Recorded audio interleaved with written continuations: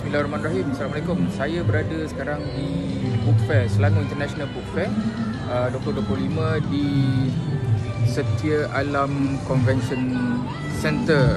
Okey, so sekejap saja lagi dalam pukul 2.30 saya ada talk di sini, okey, di pentas ini, dan kita bagi tajuk dengarkanlah tentang bagaimana ibu bapa, guru dan juga anak-anak perlu menyediakan diri mereka tentang bagaimana untuk mendengar, bagaimana untuk melihat apa juga teguran dan nasihat daripada ibu bapa, guru tu adalah sebenarnya sesuatu yang sangat-sangat diperlukan, khususnya untuk anak-anak. So saya juga dah membeli belah, datang ke Pesta Buku. Kalau tak beli buku tak salah, ini adalah salah satunya, Kuasa Cerita Seni Untuk Memikat, tulisan daripada Dr. Budiman, Datuk Dr. Budiman.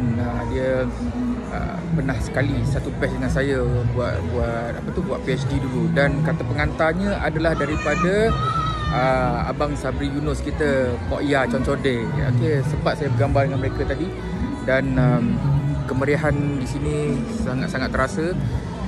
Lebih-lebih lagi sekarang ni tengah musim, ada sekolah-sekolah tengah cuti-cuti kan, sebab minggu peperiksaan SPM.